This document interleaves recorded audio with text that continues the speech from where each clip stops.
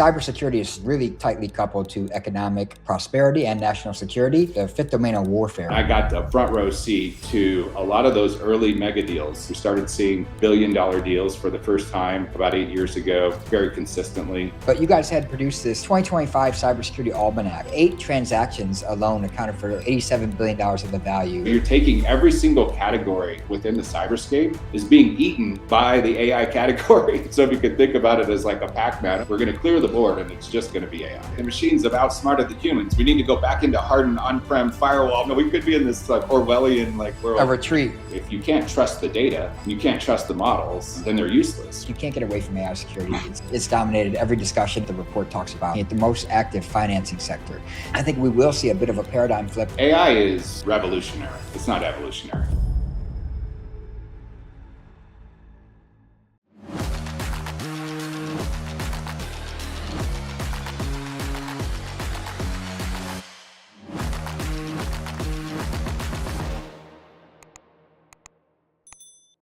Thank you for joining the Resilient Cyber Show. My name is Chris Hughes, and today I'm joined by Eric McAlpine. Eric, thanks for being here.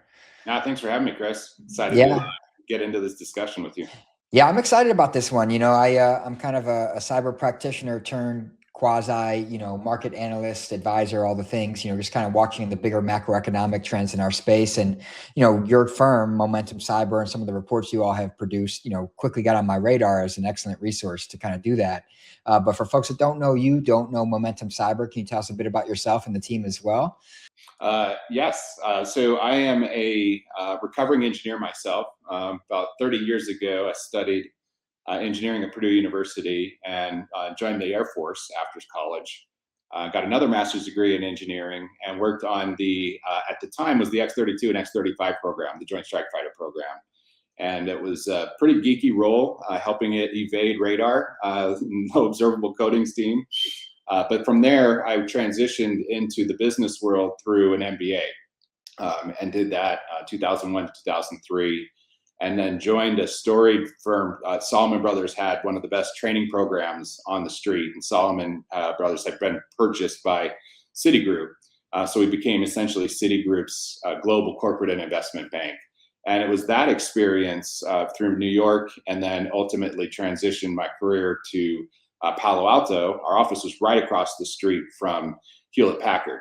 And so it was right there on Page Mill Road, right in the heart of Silicon Valley. And I got the front row seat to a lot of those early mega deals that we were starting to see in technology. And from 2003 to 2008, started my career in the enterprise software group. Security really wasn't a thing. We called it infosec back then, if you recall. And somebody had asked me to read some Gartner reports and put together a presentation on the security space and kind of go out there and do a little hustling as a senior associate, junior VP. So I did that, and we ended up landing Symantec, John Thompson, who ran Symantec at the time, as a house account. And then we ended up selling a few companies to Dave DeWalt and McAfee. And back in those days, there was kind of a Coke and Pepsi, right? There was 2 companies, and that was it. It was kind of the Wild West. Palo Alto Networks didn't exist yet. FireEye didn't exist yet, or any of those other companies as well.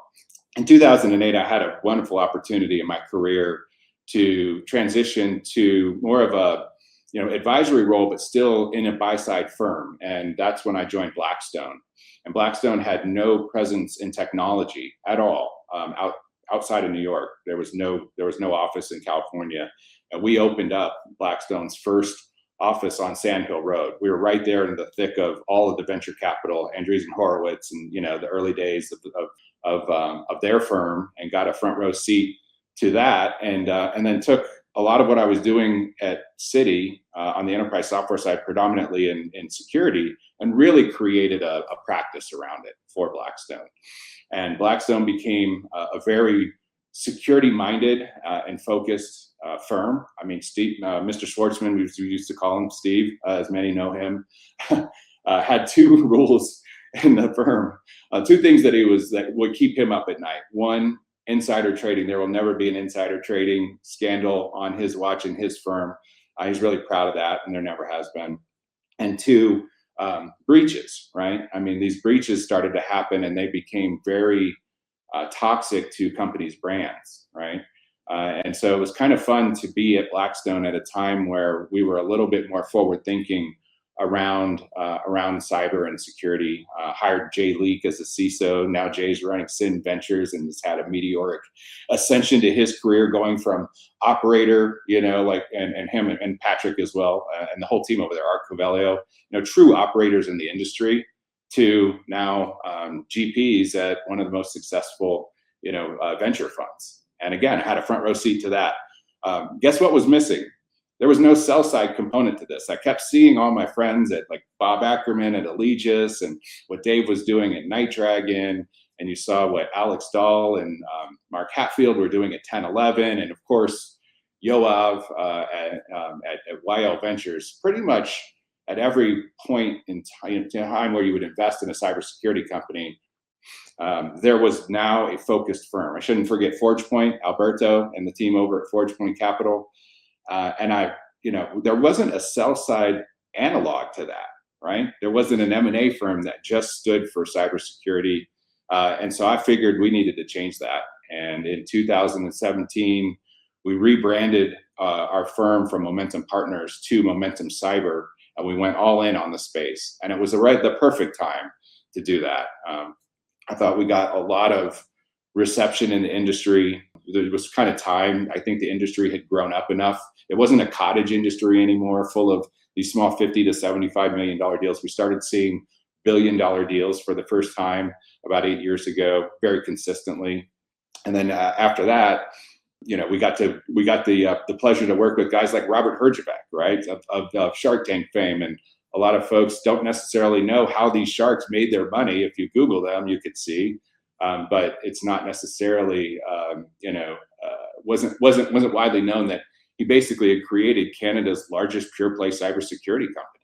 And when he had an opportunity to kind of choose the advisor that he wanted to work with, he really embraced Momentum's really white glove, boutique, really high touch business model. And I think he appreciated that.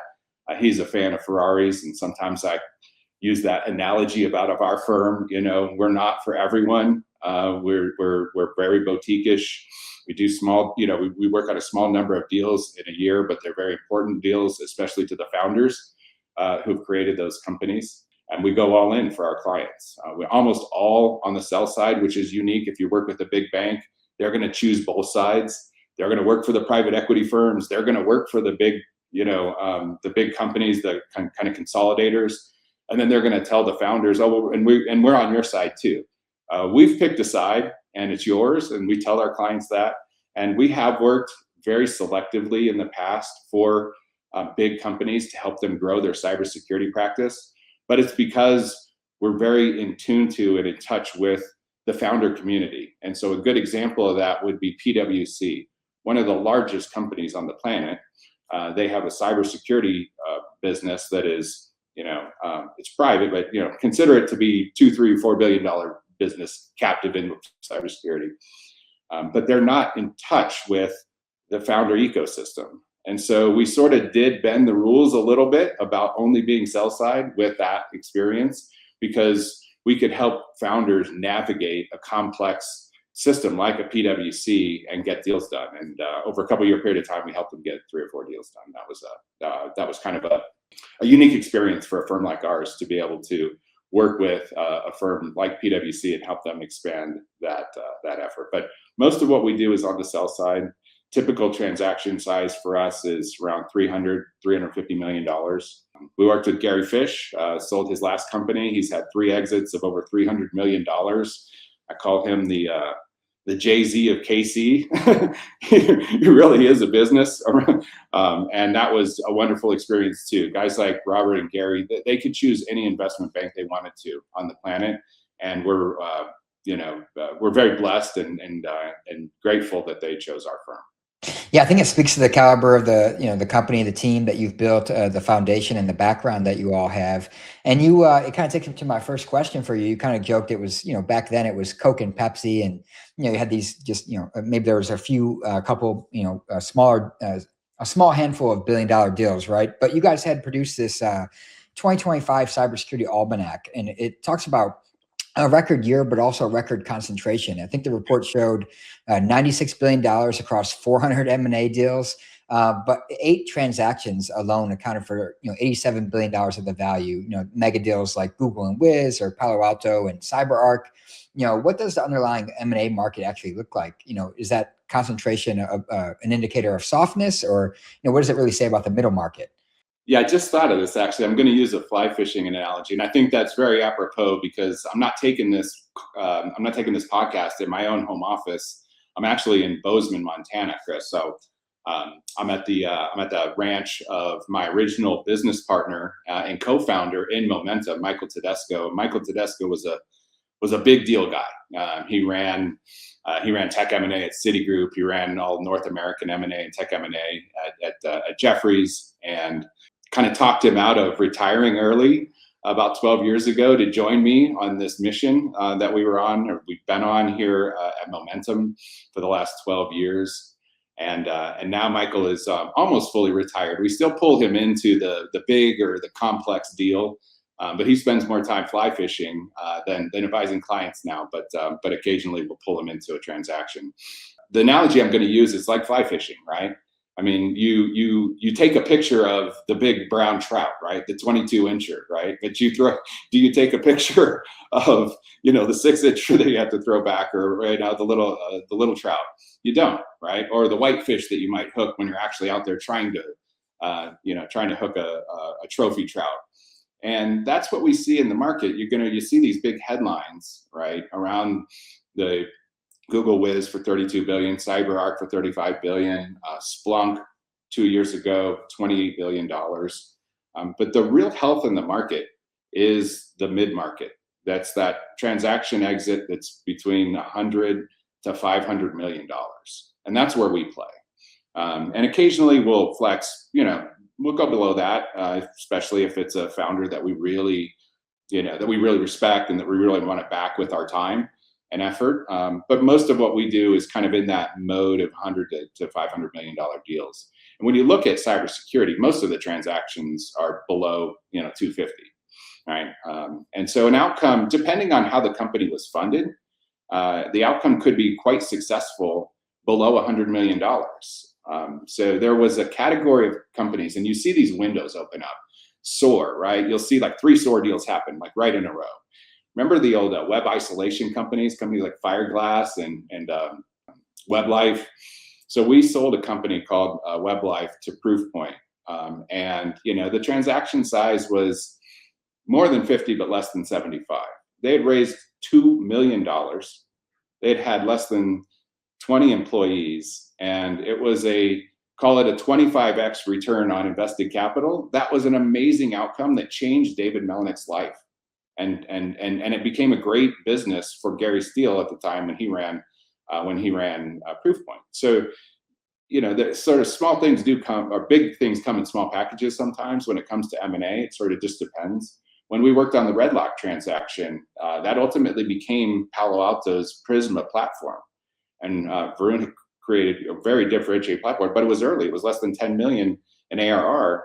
And they paid over $200 million for it, when you consider the restricted stock unit packages for the team. So, it's one of those things where the big deals get a lot of the attention, and that's where they're going to skew the data. But it's really that kind of mid-market that is the lifeblood of cybersecurity M&A. Yeah, makes sense. And I think to your point, the headlines, are the buzz. The buzz is what gets the headlines, but as the transaction volume shows, there's a lot more activity underway than just those headlines. Another thing the report talks about is kind of this 2-tier market where you have, on the financing side, the median Series C round has grown from 50 to 80 million plus, and the overall deal count actually dropped below 20 or dropped 20%. For founders listening who are between Series A and Series C right now, like what separates the companies who are kind of pulling away versus those who are getting left behind, and like how do those early signals show up?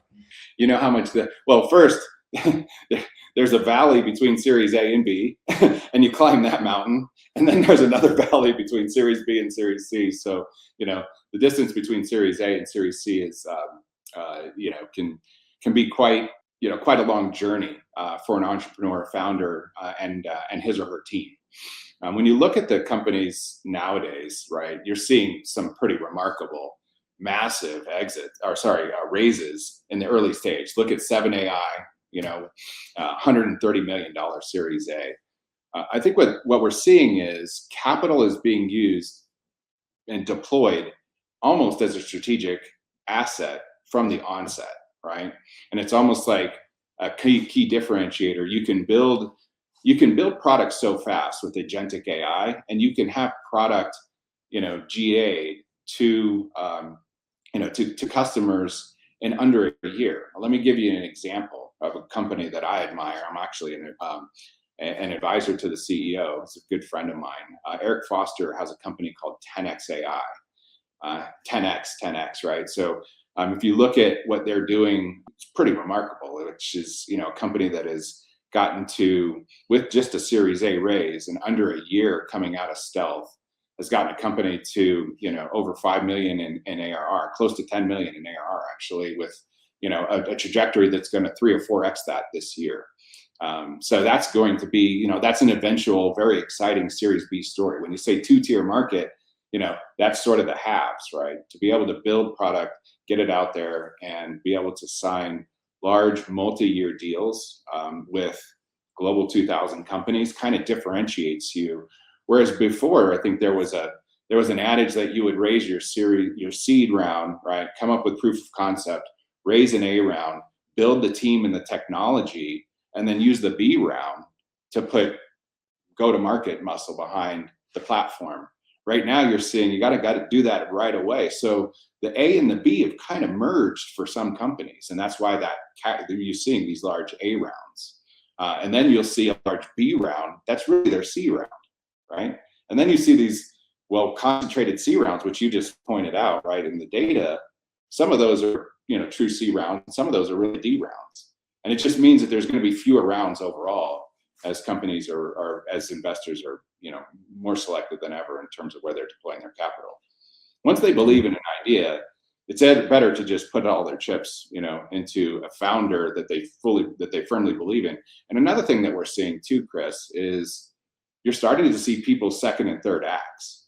So when 10 years ago, we didn't have second and third. We're having first acts for these founders, right?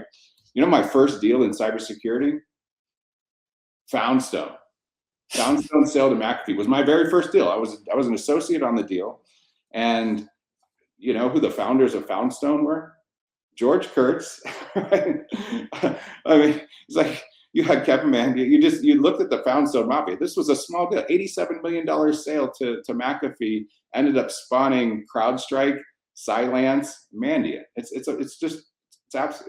mind blowing. Could have never predicted something like that, right? Yeah, I think, and that's an excellent point in terms of the second and third act piece and putting all their chips in. It's like, you have these proven repeat founders, they've gained the trust, right, of the investment community. They've proven that they can do this. They can go and execute. They can scale. They can exit. They can successfully create and establish categories and dominate those categories and so on. So it's just a matter of the industry's been around longer, right? It's matured. There's been that time to kind of build that track record that didn't exist before.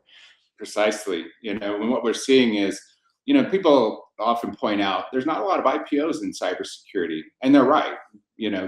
There's a real innovator's dilemma in cybersecurity, and it's really tough. And the people that are going to be on the forefront of, really defending, our way of life. I got my cup here says peace through superior firepower. So I got my Air Force hat on today.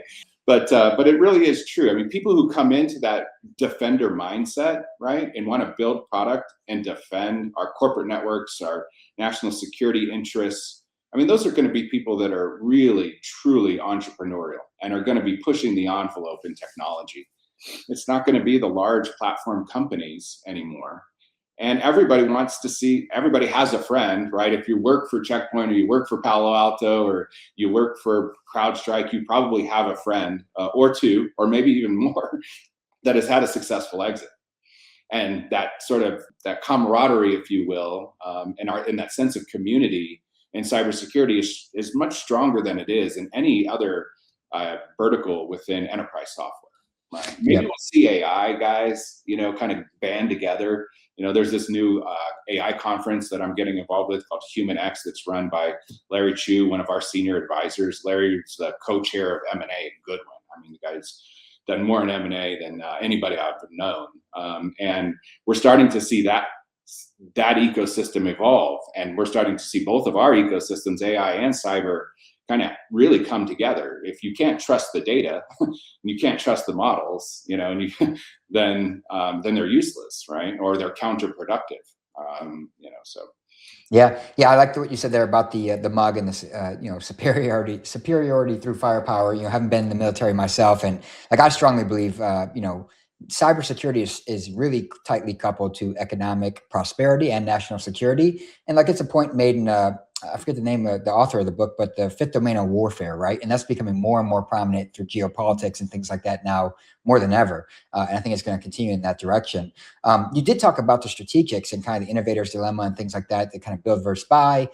In the report, it kind of has this theme of strategic kind of reclaiming the throne. I think it was 92% of disclosed M&A value in 2025 was via strategics, a massive swing back from the PE dominance in prior years. What do you think is driving that? Is it simply the mega deals, skewing the numbers, or are we seeing more change in how companies like Palo Alto, Google, ServiceNow, some of which, you wouldn't even necessarily call them quote unquote a cyber company, but they're moving more and more into that space. Do you think it's changing, a change of how they're thinking about build versus buy, or what's driving that? It's both, actually. So, how many independent companies have purchased, independent buyers have purchased a cybersecurity company, acquired a cybersecurity company since 2010? I'm curious. Go ahead. Over 1,500, 1,568 deduped buyers of cybersecurity. Now you take the Cisco's and the Palo Alto networks. I think Cisco's acquired 28. I think Palo Alto's acquired 24 since then. CrowdStrike is now 10 with the latest 2 they did in 1 month. It was 8 at the end of last year. Now it's already up to 10. We'll see them move up the leaderboard here too. But in terms of the space, we do not have 1,568 publicly traded cybersecurity companies. So people from other industries, right? But private equity is a large component of that. But there's so many cyber adjacencies. Take ServiceNow, for example, right? I mean, that was a ITSM company, cloud-based, right? So they did kind of disrupt the old BMC and HP OpenView and CA model, and they did it quite successfully. ServiceNow is an large organization that we work with, but it was only a matter of time. I mean, under the old leadership, and I think what we're seeing is new leadership in some of these companies is making a huge difference in how they're leaning into M&A. I say 2 things, and follow the money and follow the people. And then you'll see M&A activity, right? A good example of that is when Thomas Kurian was hired to run Google Cloud because Google was falling behind in the cloud wars. He came from Oracle. Oracle's super successful, very, very acquisitive company. I knew right away that they were going to be a force in cybersecurity. And guess what? Now they use security and they lean in. They developed Chronicle. They bought Mandiant, so they're in services. They bought Wiz, so they're in platform, right? Simplify, SOAR. So it's just when you think about the people aspect of it, look at the change in leadership over at ServiceNow. When McDermott came in, it was obvious that they were going to become a dominant force in cybersecurity. When that transition from Donahue to McDermott, he came from SAP. SAP built by acquisition, right? And now you're starting to see the same thing happen with these, we'll get into this, I'm sure, later with these hyperscalers. You got to follow the people. And I follow the people, and I realize if they have Google lineage, right? If they have Microsoft lineage and their heritage into them, or they came from a very acquisitive company, chances are they were hired to accelerate and amplify a company's M&A efforts. And if you look at Nadav, right? So Gil was great. I mean, he's amazing, Hall of Fame, pantheon of cybersecurity operators, Gil. They were more focused on, cash flow and dividends than to their shareholders than acquisition by M&A. And Palo Alto, when Nikesh came on board, right? I mean, just a completely different strategy. And it's not hard to show in the stock price which one has been more successful But now you're seeing Checkpoint just announced 3 acquisitions, and Nadav came over and came out of the investor seat from Team 8, very highly regarded early stage investor in cybersecurity, to go run what is arguably the most important cybersecurity company in Israel, Checkpoint. So follow the people, follow the money. Yeah. I really like that you the people part, because we focus so much on the technology, right? The buzz, the technology, the technological paradigms, and the latest wave, the categories, and so on. But underneath all that is people and behaviors and incentives and performance and so on. And I like that you're following that, because, as you said, it shows up in in how they behave, like in terms of how the company operates, tied to the people that are there. And I wanted to also call out, the report talks about AI security. Like, you can't get away from AI security. It's dominated every discussion around cyber. And in there, it talks about, we had over 330 different AI security vendors that the report talks about, 144 financing rounds, making it the most active financing sector, yet only 10 M&A deals. And Richard Steenan, who's awesome, a good analyst out there, he called it the fastest forming subsector in cyber history. We saw some acquisitions, Prompt and some of the earlier kind of Gen 1, AI model-centric companies, be captured in M&A activity. But what do you think will happen in terms of further consolidation in that, especially tied to strategics and so on, as they kind of build these like mega platforms, right? Rather than the age-old kind of point solution kind of paradigm. They really are. It's AI is revolutionary. It's not evolutionary, right? We have evolutionarily tracked the cybersecurity industry for the last 15 years. It's been my labor of love. We created the original Cyberscape, right, in the 2015 and 16 era. And we've kind of slowly modified it over time to add categories as categories kind of come and go. And Gartner will come up with continuous threat exposure management. We're like, oh, okay, I'm a CTEM company, right? I'm a SOAR company. We just used to have security operations as a category, and then that kind of fractured off into 5 categories over time. What we're seeing with AI, though, is in 2 years from now, I think Cyberscape 5.0 is just going to be an AI landscape. Who's going to develop a new company from the ground up that isn't AI native? Like 10 years ago, you wouldn't have created a company from the ground up that wasn't cloud native, right? That wasn't SaaS out of the box. And now we're starting to see that. We are probably in the first half inning of the AI revolution in cybersecurity. I think we've just had one team come to bat, and they got on base 10 times, if you want to use that analogy, right? And scored a few runs. But we're just getting started. Do you know the category? I'm kind of quizzing you, but because the data is just so ingrained into me, into what I do, and the advice that our firm delivers to clients. But ironically, the category that delivered the most number of M&A deals last year was the antithesis of AI. It was human-led security, aka services. So services had 136 or so, maybe 140 M&A transactions last year to 10 in AI. But if you flipped it around and said, how many fundings were there? AI had 140 fundings, and how many fundings of security services or managed services companies were there? It was the exact opposite. So you're going to see the M&A landscape is still going to be dominated for the next few years by kind of human-led transactions and services companies. But we're going to probably see that flip in 2 or 3 years to a very much an AI-centric, world. Yeah, that could have been an entire conversation, to be honest with you. I noticed that service dominance too, and I feel like services, like as a practitioner of cyber, I feel like it's kind of overlooked or kind of looked down on in some way, right? Because product gets all the focus, but at the end of the day, security is something you do. It's not necessarily something you buy, and organizations are buying outcomes, and often services are the firms that help deliver those outcomes. Tools can help, right? Products can help, absolutely, but but now, to your point, I think we will see a bit of a paradigm flip in the sense that we saw a surge of investment, and now there's the rise of agentic AI, which has the potential, the TAM, right, of eating some labor, right, as you automate activities and you lean into agents to do some of the activities that humans traditionally would do manually, including in cybersecurity. So it'll be interesting to see how that plays out. You threw out the phrase of Cyberscape, I believe it was.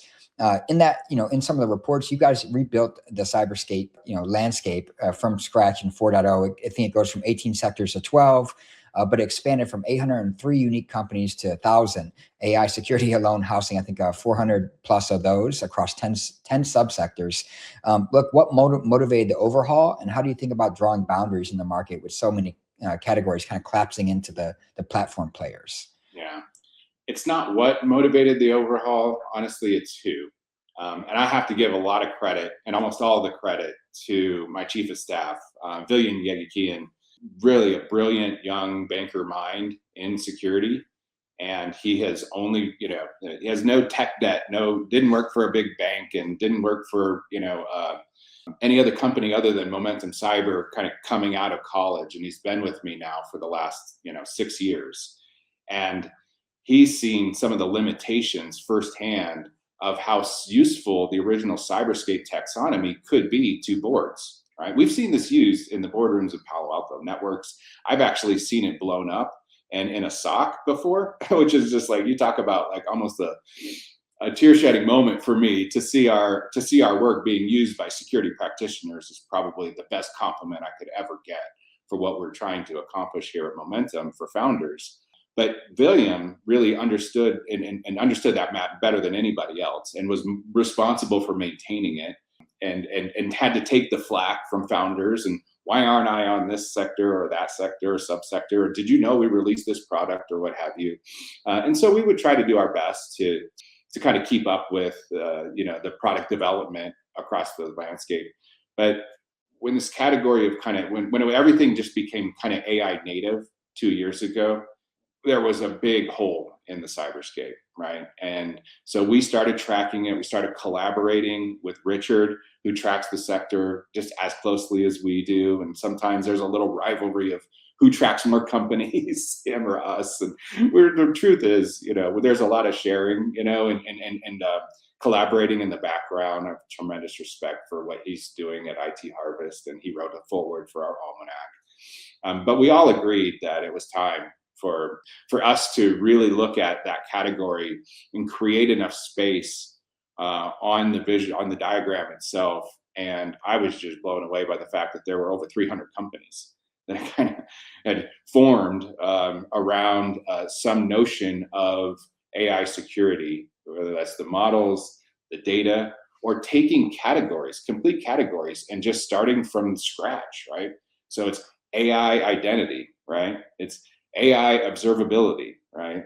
And so you're taking every single category within the Cyberscape is being eaten by the AI category.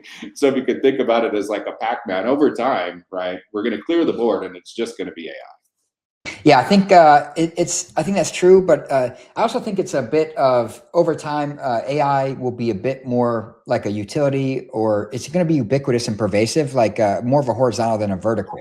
It's going to be embedded into everything, and it'll just become security. And AI is just part of technology and software. It's we had a cloud security category on there, but I don't know anybody who's coming out, who developed an on-prem solution over the last 10 or 12 years. So you could really say that everything is cloud security. Now, when we use cloud security on that Cyberscape, we really mean like CSPM companies that are protecting the cloud and cloud workloads. Versus, am I a cloud company or not? Yeah. Speaking of AI and on-prem, there are some folks, bringing workloads back, quote unquote, on-prem. It's often still in a cloud provider, but, wanting more privacy or, control of their data. So maybe we'll see the renaissance of on-prem. I don't know. But I want to ask you too, you also there could be this point in time where we're like, okay, the machines have outsmarted the humans. We need to go back into hardened on-prem firewall. So, we could be in this like Orwellian world. A retreat. Yeah, we'll retreat back on-prem. But so you guys also had a great resource, what a world-class cyber team is worth. And it looked at some of the team dynamics and team sizes. And it looked at, I think, 100 M&A transactions by enterprise, value per employee. And it also shows that companies with 50 plus employees, growing headcount pre-acquisition average 99% growth, while shrinking companies average 58% decline. I'm curious, what does that tell buyers, founders and others about, team quality and scaling trajectory beyond just kind of revenue multiples? That's exactly it. You got to get beyond revenue multiples, or you got to get beyond the headlines. And it's another another young professional that works for our firm that I need to give a lot of credit for the almanac, and in particular the almanac, but also that report. And his name's Jake Pollock, and Jake joined me about 6 months ago. And I really had a vision for what our firm could be. If we could take our research efforts and have them be as eponymous and successful and a really hallmark of the firm, just as our M&A efforts had been, and really marry content development, business development, and grow client development in this harmonious ecosystem. And I pitched this young man my vision, and he bought in right away. And then we just went into the lab and we created the almanac from scratch. And when you take an undertaking like that, but I wanted to just make sure that Jake got the recognition that he deserved from creating that. Yeah, no need to cut it out. I actually came across his profile and I've been following him. And I think this has come up throughout the conversation multiple times, like pulling folks in, right, from different backgrounds and different domains, but, kind of building this firm with these different perspectives, these different insights, and this excellent data for the community. So I think it's awesome. I didn't answer your question though, because I got a little choked up thinking about where Jake is going with our research platform, and you're going to see some cool stuff. And I can't wait to come on a follow-up podcast with you maybe mid-year, and we'll just see how's the first half of this year been versus kind of where we're coming into the year at. But yes, the theme that I try to stick to with the team is, there's by the numbers, but then there's behind the numbers, right? And any of us can just parrot this data, right? Any of us can put together data, and any of us can put together charts, and it's becoming easier and easier if you have access to the data.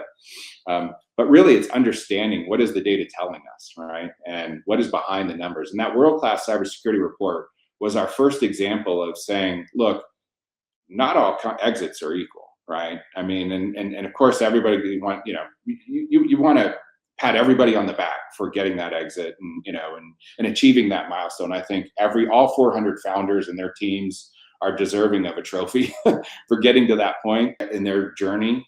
But when you really look behind the numbers, what we started doing was marrying up data from headcount data to the exit data. And if you look at a company 18 months prior to its acquisition, and then at the time of acquisition, and looking at headcount trends, it was really revealing. And that's why we wrote that report, so that you could certainly see that.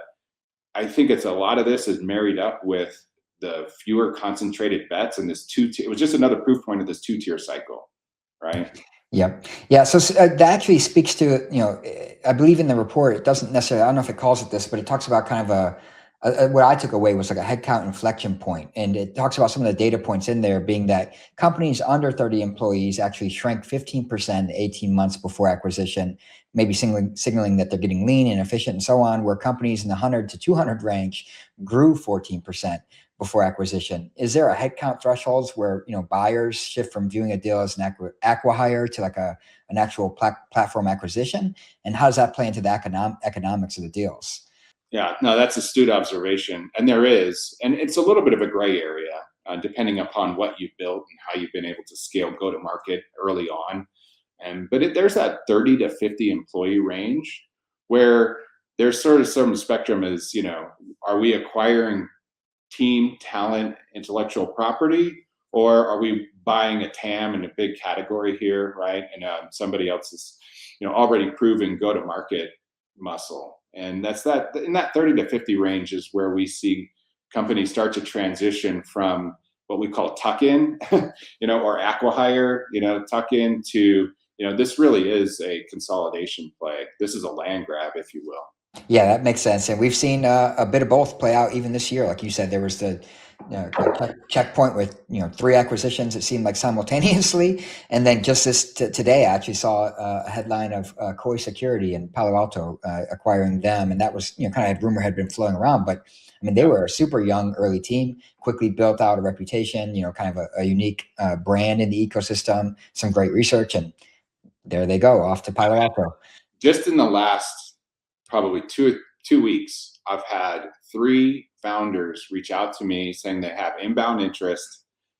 They're only seed funded, less than 20 employees, right? Want to get our perspective. Would they be a good client, for the firm? And, I got to think hard about, that, because there could be a negative signal to the market of working on even a firm like ours that is only known for cybersecurity. when if you have 12, 13, 15 employees, right, depending upon who's knocking on your door, a lot of the selling of that deal needs to be founder led. Yeah, it reminds me of small companies early on that are, founder-led sales. It includes not just the customers, but potentially to an acquisition entity as well. So well said there. So we kind of alluded this, we're at the end of the conversation here, but I want to see, you mentioned some upcoming research changes you guys are making at Momentum Cyber. Anything you want to tease for the audience here to keep an eye out as we wrap it up? Yeah. Two things that we're working on that we're cooking up that I'll give a little mini preview. One of them is a analysis that's going behind the numbers in terms of time series, right? Looking at time to exit, time to funding path, and really peeling that back. And I have to give all credit, that was Jake's idea. And then another one is, as we all know, it's the 250th birthday of the United States, right? And being a veteran-owned business, I thought that we should put a report out this year, around the July 4th timeframe, really paying homage to and respecting the veteran-owned businesses in cybersecurity, and really putting a spotlight and profile on veteran-owned businesses. And I think speaks to your background, speaks to my background as well. But I think without the veteran community and really the Beltway working with Silicon Valley, we wouldn't be as protected as we are, right? I mean, you think of what's coming out of Unit 8200 over in Israel, you think about what's coming out of NSA and Air Force and Cyber Command and J9, it really does require veterans to, kind of jump off onto the other side of the fence. And so we're going to do a report that spotlights that later mid part of this year. Yeah, I love that because it's spot on in the sense that, lost my camera. It's spot on in the sense that the veteran community, both, like as you point out, in Israel with A200, but also in the United States as well, the emphasis of the veteran community and their involvement. And you talked about this a little bit earlier, the kind of the purpose of mission, right? I think it draws folks from the military, but also to cybersecurity, right? Because it has a powerful mission aspect to it. When you look at national security, economic prosperity, all the things we talked about along the way. So Eric, I appreciate you jumping on. I really appreciate the insights from the team. I learned a lot, and I'm sure folks following along will learn a lot as well. I look forward to having you back on. I think you said mid-year this year would be a good time to have you back on again. Anytime, Chris. Thanks for having me. I really enjoyed the discussion. Thanks for the questions. Absolutely. Take care. All right, bye.